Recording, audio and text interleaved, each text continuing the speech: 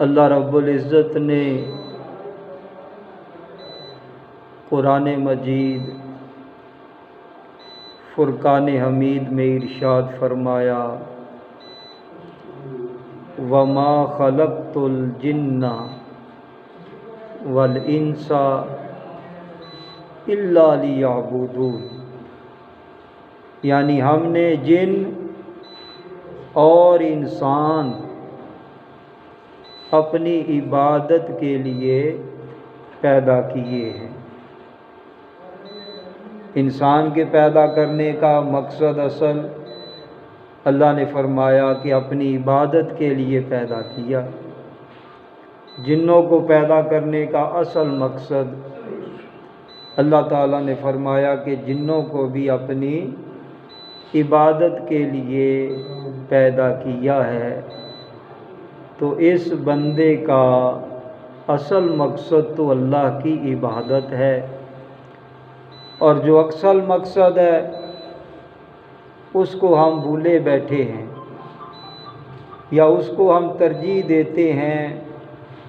تو آج کے دور میں کہہ لو کہ اس معاملے کو پیچھے رکھتے ہیں، چند احباب کے علاوہ۔ جو نمازی ہیں، پکے پرہیزگار ہیں، ان کی بات نہیں، کہ جب اللہ تعالیٰ نے فرمایا کہ انسان کا مقصد عبادت ہے، تو جو اس کا اصل مقصد ہے پیدا کرنے کا، دنیا میں آنے کا، اس کو بھولے بیٹھا ہے، اور دوسرے زندگی کے اس نے پتہ نہیں کتنے معاملات کو اپنے اوپر سوار کیا ہے۔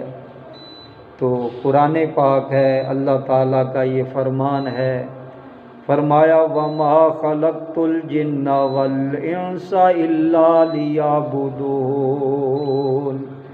کہ ذہن میں آئے کہ انسان کو کس لیے پیدا کیا ہے، تو اللہ تعالیٰ نے فرمایا کہ بھئی تیری سوچ بچار اسی کے متعلق ہونا چاہیے کہ مالک نے، خالق نے اپنی عبادت کے لیے پیدا کیا ہے۔ جنوں کو کس لیے پیدا کیا ہے، یہ بھی اللہ تعالیٰ نے اپنی عبادت کے لیے پیدا کیا ہے۔ تو اب ہم قبر کو سامنے رکھیں کہ ایک دن اس دنیا سے ہم نے وہ ابدی زندگی اس کی طرف سفر کرنا ہے۔ یہ زندگی جو ہے ناپائیدار ہے، ایک دن ختم ہو جائے گی، اس میں کسی کا بھی اختلاف نہیں ہے۔ بڑی بڑی باتوں میں لوگ اختلاف کرتے ہیں، لیکن مرنا ہے، موت آنی ہے، اس کے متعلق کوئی بھی اختلاف نہیں کرتا، چاہے وہ مسلم ہے، غیر مسلم ہے، سب کو پتہ ہے کہ ایک دن اس دنیا سے رخصت ہو جانا ہے۔ تو اللہ تعالیٰ نے ارشاد فرمایا وَإِنَّ الدَّارَ الْآخِرَةَ، آخرت کا گھر اللہ تعالیٰ نے ارشاد فرمایا، یعنی زندگی ہے تو صرف آخرت کی زندگی ہے۔ کاش لو کانوا یعلمون، کاش کے بندے اس کو جانیں۔ اللہ تعالیٰ نے فرمایا زندگی ہے تو کون سی زندگی ہے؟ آخرت کی زندگی، اصل رہنے والی جو ہے وہ یہ دنیا کی زندگی نہیں ہے، یہ ختم ہو جائے گی۔ تو اللہ تعالیٰ نے فرمایا کہ زندگی ہے تو صرف آخرت کی ہے۔ لو کانوا یعلمون، اے کاش لوگ اس بات کو سمجھ جائیں۔ تو اللہ تعالیٰ ہمیں یہ دو آیتیں ان کو ذہن نشین کرنے کی توفیق عطا فرمائے۔ پہلی یہ کہ بندے کو پیدا کیا تو اپنی عبادت کے لیے پیدا کیا، اور دوسری آیت ہے کہ اگر اصل زندگی رہنے والی زندگی ہے تو وہ آخرت کی زندگی ہے، یہ اللہ تعالیٰ نے ارشاد فرمایا۔ تو اللہ تعالیٰ نے قرآن مجید فرقان حمید میں یہ بھی ارشاد فرمایا لا تستوی الحسنۃ ولا السیئۃ، نیکی اور بدی یہ برابر نہیں ہے، نیکی اور بدی یہ برابر نہیں ہے۔ یہ نہیں ہو سکتا کہ ایک بندہ نمازیں پڑھتا ہے تو یہ نیکی ہے نماز پڑھنا، اور ایک بندہ نماز کی طرف نہیں آتا تو نہ پڑھنا یہ گناہ ہے، گناہ کبیرہ ہے۔ تو اللہ تعالیٰ نے فرمایا نیکی بدی برابر نہیں ہو سکتی۔ تو اب بندے کو سمجھایا جاتا ہے، کوشش کی جاتی ہے اپنے آپ کو بھی سمجھانے کی، احباب کو بھی سمجھانے کی، لیکن یہ سمجھنے کی طرف نہیں آتا ہے تو بہت کم آتا ہے۔ تو اللہ تعالیٰ نے ارشاد فرمایا یعنی اے بندے اب تجھ سے پردے اٹھ گئے، اب پردے ہیں۔ تو جب آنکھ بند ہوگی تو پھر اس کی آنکھوں سے پردے جو ہیں وہ اٹھ جائیں گے۔ اب قرآن پاک کی ایک آیت سن لو، اللہ تعالیٰ نے ارشاد فرمایا الذین یؤمنون بالغیب، مومن کی ایک نشانی بتائی ہے کہ یہ بن دیکھے ایمان لاتا ہے۔ مومن کی یہ شان ہے الذین یؤمنون بالغیب، یہ بن دیکھے ایمان لاتا ہے۔ تو بن دیکھے گا معاملہ اسی طرح ہوگا نا کہ پردے ہوں گے، ٹھیک ہے نا۔ اب جنت کو ہم سے اوجھل رکھا ہے، چیزوں کو اوجھل رکھا ہے، بہت سے معاملات ہیں اوجھل ہیں ہم سے، حکم ہمارے سامنے اللہ کا۔ تو اللہ تعالیٰ نے ارشاد فرمایا الذین یؤمنون بالغیب، کہ مومن کی یہ شان ہے کہ وہ غیب پہ ایمان رکھتا ہے۔ نہ ہم نے جنت کو دیکھا، نہ دوزخ کو دیکھا، نہ فرشتوں کو دیکھا، نہ حوروں کو دیکھا، تو سارے معاملے، لیکن کیا جب اللہ کے محبوب نے اپنی زبان سے کہہ دیا تو محبوب علیہ السلام کی زبان پہ اعتبار کرتے ہوئے ہم نے ساری چیزوں کو مان لیا۔ ایسے ہی ہے نا جی، ہم جنت کو مانتے ہیں، دوزخ کو مانتے ہیں، اللہ کو مانتے ہیں، فرشتوں کو مانتے ہیں، حور و غلمان کو مانتے ہیں۔ تو کیوں مانتے ہیں؟ یہ حضور علیہ السلام کی زبان اطہر پہ اعتبار کرتے ہوئے ہم مانتے ہیں۔ تو مومن مسلمان کہتے اس کو ہیں۔ تو اللہ تعالیٰ نے ارشاد فرمایا یعنی اے بندے اب تجھ سے پردے اٹھ گئے، اب تیری نظر بڑی تیز ہے۔ یہ قرآن پاک ہے کہ پردے اٹھیں گے۔ اللہ تعالیٰ نے ارشاد فرمایا یعنی اے بندے اب تجھ سے پردے اٹھ گئے، اب تیری نظر بڑی تیز ہے، لیکن اس وقت کا پچھتاوا کسی کام کا نہیں ہوگا، کہ اس وقت بندہ پچھتائے گا، لیکن اس وقت کا پچھتاوا کام نہیں آئے گا۔ حضرت بو علی قلندر رحمۃ اللہ تعالی علیہ آپ ارشاد فرماتے ہیں، آپ فرماتے ہیں کہ ہر چا میں بینی بگرداب جہاں، چوں حباب از چشمے تو گرد و نہاں، یعنی اے غافل انسان جو کچھ اس جہان فانی میں وہ تو دیکھ رہا ہے، ایک وقت ایسا آئے گا کہ پانی کے بلبلے کی طرح یہ تمہاری آنکھوں سے سارا اوجھل ہو جائے گا۔ پانی کا بلبلہ ہوتا ہے نا جی، بارش ہے، پانی کھڑا ہوا تو اس میں بلبلے بنتے ہیں۔ تو حضرت ابو علی قلندر علیہ رحمہ فرماتے ہیں او غافل انسان، ایک وقت آئے گا یہ تو جہان کی جو دیکھنا رنگینیاں، تو ایک دن آئے گا یہ پانی کے بلبلے کی طرح تیری آنکھوں سے سارا کچھ اوجھل ہو جائے گا، جس میں تو مگن ہے نا، سارا زور تو جس طرف لگا رہا ہے تو یہ تو تیری آنکھوں سے اوجھل ہو جائے گا۔ آپ فرماتے ہیں کہ ناگاز گورت بر آید این صدا، پھر تیری قبر سے یہی آوازیں آئیں گی، واہ حسرتا حسرتا واہ حسرتا۔ کیا فرماتے ہیں؟ پھر تیری قبر سے نا یہی آوازیں آئیں گی، ہائے افسوس ہائے افسوس۔ تو اللہ تعالیٰ نے قرآن مجید فرقان حمید میں ارشاد فرمایا، یعنی وہ لوگ جو کریں برے کام، گناہ کے کام، اور وہ گمان کریں کہ ہم ان کو ان کی طرح کر دے جو ایماندار ہیں۔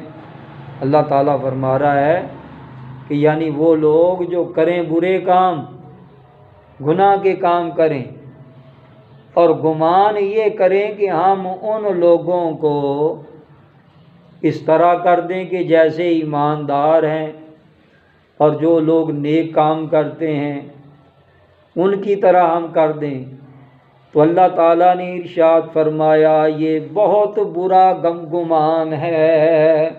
یہ ان کا گمان کرنا نا کہ جو کام برے کرتے ہیں، اور گمان ان کا یہ ہے کہ اللہ تعالیٰ ہمیں ایسے کر دے جیسے ایماندار ہے۔ تو اب یہ کیا صورتحال چل رہی ہے؟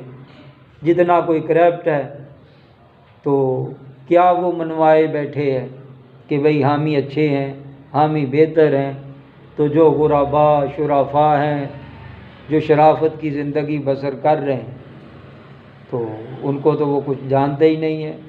وہی جو قرآن پاک کی آیت ہے، کر برے کام رہے ہیں اور گمان کیا ہے کہ ہم ان کی طرح ہو جائیں جو ایماندار ہیں، تو اپنے آپ کو پیش کریں گے تو بڑے اچھے انداز سے پیش کریں گے کہ بھئی ہم ایمانداروں کی طرح ہیں، بڑے اچھے ہیں۔ تو اللہ تعالیٰ نے ارشاد فرمایا ان کا یہ گمان کرنا یہ ہرگز بہتر نہیں ہے، یہ بہت برا گمان ہے۔ تو اللہ تعالیٰ ہمیں اس آیت کو بھی ذہن میں رکھنے کی توفیق عطا فرمائے کہ یعنی جو برے کام کرتے ہیں اور نیکوں کی طرح ہو جائے، اللہ تعالیٰ فرماتا ہے یہ کام نہیں چلے گا۔ اللہ تعالیٰ نے ارشاد فرمایا ان اللہ بالناس لرؤوف الرحیم، اللہ تعالیٰ لوگوں سے بڑا شفقت فرمانے والا ہے، رؤوف و رحیم ہے اللہ تعالیٰ لوگوں کے ساتھ۔ اب دیکھیے یہاں لوگوں کا لفظ ہے تو اللہ تعالیٰ واقعی جی بڑا رؤوف و رحیم ہے۔ ایک اس کو مان رہا ہے، اس کو بھی رزق دے رہا ہے اللہ تعالیٰ، اور ایک اللہ تعالیٰ کو مانتا ہی نہیں ہے، اللہ تعالیٰ اس کو بھی رزق دیے جا رہا ہے۔ یہی ہمارے ساتھ بیٹھے یہ مطلب ہے کہ ہندوستان میں ہندو دیکھ لو، وہ بتوں کے پجاری ہیں، تو وہ اللہ تعالیٰ کو وحدہ لا شریک نہیں مانتے، اللہ کی ذات کو نہیں مانتے، وہ بتوں کے پجاری ہیں۔ تو اللہ تعالیٰ واقعی بھی بندوں کے ساتھ بڑا مہربان ہے۔ آپ سے کوئی دشمنی کرے تو آپ اس کے ساتھ کیا سلوک کرتے ہیں؟ سمجھانے اور بتانے کی ضرورت نہیں ہے، لیکن اللہ تعالیٰ نے ارشاد فرمایا ان اللہ بالناس لرؤوف الرحیم، یعنی اللہ تعالیٰ اپنے بندوں کے ساتھ بڑا ہی شفقت فرمانے والا اور مہربان ہے۔ اور پھر جو حضور علیہ الصلاۃ والسلام کا امتی ہے، جس نے حضور علیہ السلام کا کلمہ پڑھا ہے، تو اللہ تعالیٰ ان پہ پھر خصوصی مہربانی فرماتا ہے۔ تو یہ بھی قرآن پاک کی آیت جو پہلی میں نے پیش کی ہے، آگے بھی اللہ کا کلام قرآن پاک سن لیجئے۔ اللہ تعالیٰ نے ارشاد فرمایا وَكَانَ بِالْمُؤْمِنِينَ رَحِيمًا، اللہ تعالیٰ ایمان والوں کے ساتھ بڑا ہی مہربان ہے۔ اللہ تعالیٰ ایمان والوں کے ساتھ بڑا ہی مہربان ہے۔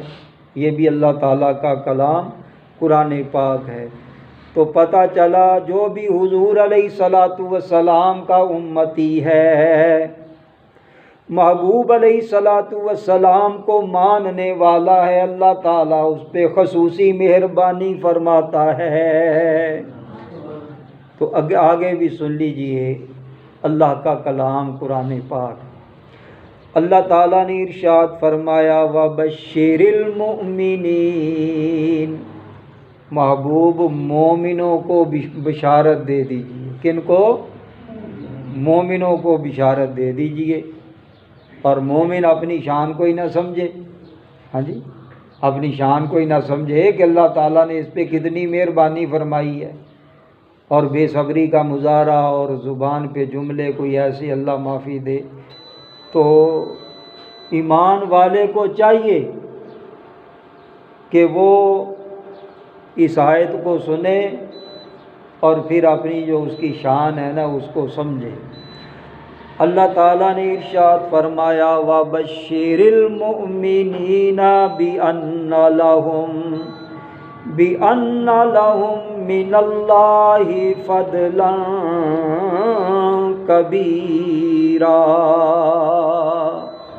اے محبوب آپ اپنے ماننے والوں ایمانداروں کو خوشخبری دیں۔ کن کو خوشخبری دیں؟ ایمان والوں کو۔ وَبَشِّرِ الْمُؤْمِنِينَ، اللہ تعالیٰ نے ارشاد فرمایا پیارے محبوب آپ ان لوگوں کو بشارت دیجئے جنہوں نے آپ کا کلمہ پڑھا، یعنی مومنوں کو آپ خوشخبری دیں کہ ان کے لیے اللہ تعالیٰ کی طرف سے بہت بڑا فضل ہے۔ فضلاً من اللہ فضلاً کبیرا۔ تو اللہ تعالیٰ نے فرمایا محبوب اپنے ماننے والوں کو ایمان والوں کو خوشخبری دیجئے کہ اللہ تعالیٰ کی طرف سے ان پہ بہت بڑا فضل ہے۔ فضلاً کبیرا، بہت بڑا فضل ہے۔ تو پتہ چلا کہ اللہ تعالیٰ لوگوں پہ بڑا رؤوف الرحیم ہے، مہربان شفقت کرنے والا ہے۔ لیکن اللہ تعالیٰ محبوب علیہ الصلاۃ والسلام کے ماننے والوں پہ بڑی مہربانی فرماتا ہے۔ ان پر کیا ہے؟ فضلاً کبیرا، مومنوں پہ اللہ کا بہت بڑا فضل ہے۔ تو اب اللہ تعالیٰ فرما رہا بھئی اے ایمان والے تجھ پہ میرا بڑا فضل ہے۔ تو یہ اس بات کو سمجھے ہی نہ، یورپ کا دل دادا ہو جائے، غیر مسلموں کا لبادہ اوڑھنا شروع کر دے۔ ظاہر ہے نجات کس میں ہے؟ دین میں نجات ہے نا جی، احکام الہیہ میں نجات ہے۔ نجات ہے حضور علیہ السلام کے طور طریقے سنت پہ، حضور علیہ السلام کی سنت میں ہی نجات ہے نا جی۔ جو طریقہ حضور علیہ السلام نے مسلمانوں کو دیا اس میں ہے نجات۔ اور اب یہ مومن مسلمان اس طور طریقے کو چھوڑ کر یہود و ہنود کا لبادہ اوڑھے تو یہ کام محبوب علیہ السلام کے دشمنوں والے کریں، اور پھر کہے کہ جی مجھ پہ مہربانی ہو، تو پھر خود ہی سمجھو کہ مہربانی کیسی ہوگی۔ اللہ تعالیٰ مسلمانوں کو حضور علیہ السلام کا لبادہ اوڑھنے کی توفیق عطا فرمائے۔ تو جب یہ لبادہ اوڑھیں گے تو یہ قرآن پاک میں نے پیش کیا ہے، اللہ تعالیٰ فرماتا ہو میں مومنوں پر تو بڑا ہی مہربان ہوں، بڑا مہربان ہوں۔ تو جس کے ساتھ اللہ تعالیٰ کی مہربانیاں شامل حال ہوں گی تو یہ دنیا میں مصائب بھی آئیں گے، وہ ختم ہو جائیں گے، کیونکہ اللہ تعالیٰ نے ان کو اپنی رحمت سے ڈھانپا ہوا ہے۔ اب سب سے بڑا فضل اللہ کا کس پہ ہے؟ حضور علیہ السلام پہ۔ تو اب حضور علیہ السلام کو پریشانیاں آئیں کہ نہیں آئیں؟ آئی نا جی پریشانیاں، سب سے زیادہ پریشانیاں حضور علیہ السلام کو آئی۔ محبوب علیہ السلام نے ارشاد فرمایا جتنا مجھے ستایا گیا ہے کسی نبی کو بھی اتنا نہیں ستایا گیا، اللہ کی راہ میں جتنا مجھے ستایا گیا ہے کسی کو بھی نہیں ستایا گیا۔ اب یہ بھی بات سمجھ لیجئے کہ لوگوں نے ستانا کب ہے؟ آپ زندگی بسر کر رہے ہیں محلے میں، شہر میں، ٹھیک ہے جی، ستانے والے کم ہیں۔ آج سے ہی آپ ارادہ کر لیں بھئی میں نے اپنی برادری میں اپنے جو محلے کے احباب ہیں میں نے اب کوشش شروع کرنی ہے کہ بھئی دین میں چلو، حضور علیہ السلام کی سنت پہ چلو، دین پہ چلو، احکام الہیہ کو آپ نے نافذ کرنے کی کوشش کرنی ہے۔ تو جب آپ سب سے بہتر کام کرنے کا ارادہ کریں گے تو اب آپ کی مخالفت ہوگی کہ نہیں ہوگی؟ بالکل ہوگی جی مخالفت، یہ نہ کہیے اگر نہیں ہونی ہوتی تو 40 سال تک حضور علیہ السلام کو یہ کفار کیا کہتے تھے؟ اشتہر باللہ کا بالصادق الامین۔ حضور علیہ السلام اعلان نبوت سے پہلے ہی صادق الامین کے لقب سے مشہور تھے کہ یہ صادق بھی ہیں اور امین بھی ہیں، بلکہ لوگ حضور علیہ السلام کے پاس چونڈی ہری لایا جدھر آئے آج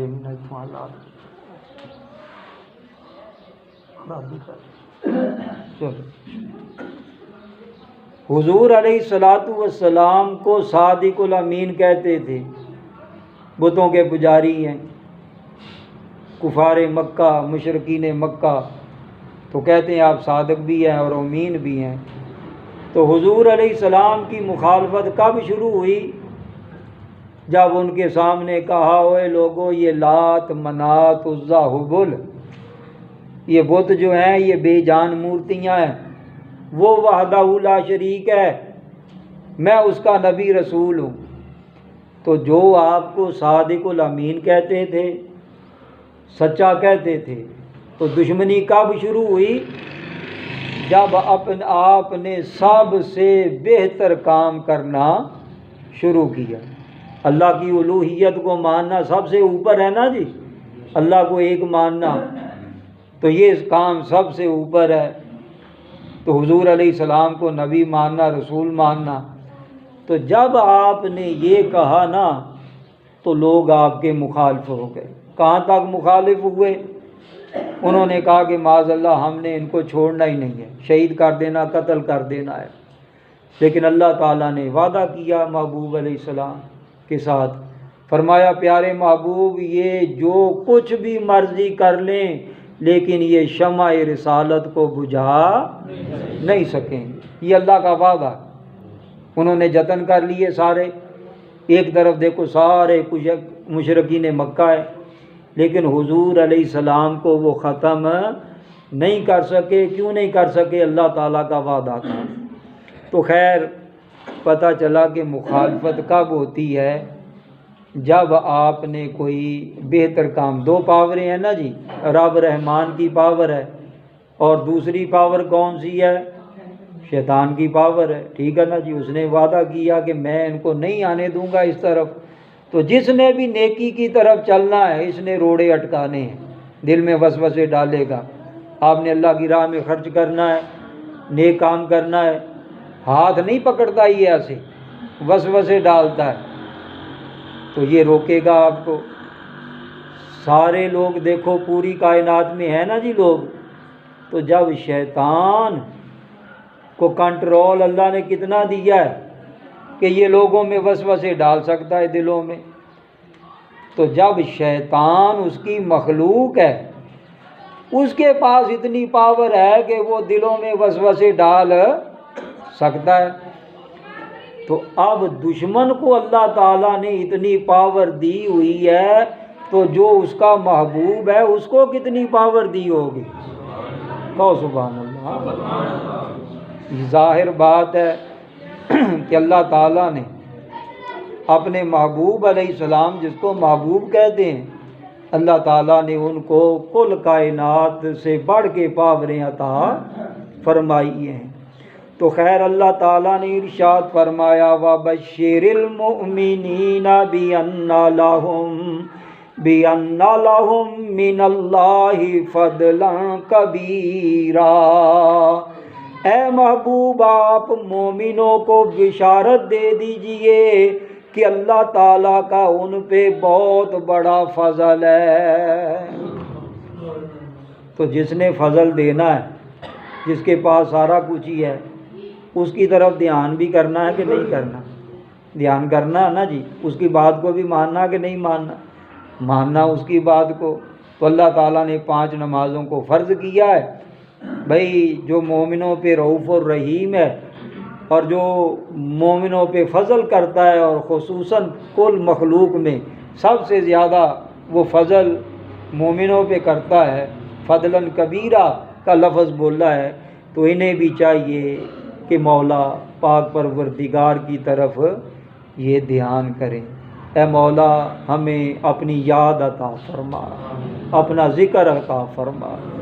یا الہی حضور علیہ الصلوۃ والسلام کے صدقے آخرت کی فکر عطا فرما۔ مسلم شریف کی حدیث پاک ہے، اور اس حدیث پاک کے راوی حضرت عمر فاروق رضی اللہ تعالیٰ عنہ آپ ہیں۔ حضرت عمر فاروق رضی اللہ تعالیٰ عنہ آپ فرماتے ہیں کہ جنگ ہوئی، کچھ قیدی آئے قید ہو کے، مرد بھی تھے اور ان میں عورتیں بھی تھیں۔ ایک عورت، اس کا بچہ وہ گم ہو گیا، تو وہ نہ بچے کو تلاش کرتی، کبھی ادھر بھاگ رہی ہے کبھی ادھر بھاگ رہی ہے۔ حضور علیہ السلام نے اس منظر کو دیکھا، دیکھ کے فرمایا ہے میرے صحابہ مجھے بتاؤ کیا یہ عورت اپنے ہاتھوں اپنے بچے کو آگ میں پھینکے گی؟ اچھا حدیث پاک کے اگلے لفظ ہیں، جب اس کا بچہ مل گیا اس نے کیا کیا؟ بچے کو اٹھایا، اس سے پیار کیا، چھاتی پہ ڈالا، اس کو دودھ پلایا۔ تو حضور علیہ السلام نے فرمایا بتاؤ یہ عورت اپنے ہاتھوں سے اپنے بچے کو آگ میں پھینکے گی؟ صحابہ کرام نے عرض کیا یا رسول اللہ یا حبیب اللہ، نہیں، جب تک اس کا بس چلے گا نا یہ اپنے بچے کو آگ میں نہیں پھینکے گی۔ تو حضور علیہ الصلوۃ والسلام نے سن کے ارشاد فرمایا اے میرے صحابہ، جتنی شفقت اس ماں کو اپنے بچے سے ہے تو اللہ تعالیٰ اس سے بھی زیادہ اپنے بندے پہ مہربان ہے۔ اللہ تعالیٰ بندے پہ اس سے بھی زیادہ شفقت کرنے والا ہے۔ تو جو تجھ پہ سب سے زیادہ شفقت کرنے والا، ہر بندہ پیار کا بھوکا ہوتا ہے نا جی، بچے کی طرف سے مجھے پیار ملے، تو بچہ ہے تو وہ کہتا باپ کی طرف سے ملے۔ تو ہر بندہ اس دنیا میں پیار کا مطلب کہ متلاشی ہے۔ تو دیکھ بندے، سب سے زیادہ پیار تجھے کہاں سے ملے گا؟ شفقت وہ اللہ تعالیٰ کی طرف سے ملے گی۔ تو اللہ تعالیٰ بندوں کے ساتھ سب سے زیادہ شفقت فرمانے والا ہے، تو بندوں کو بھی چاہیے کہ اس پاک پروردگار کی طرف دھیان کریں۔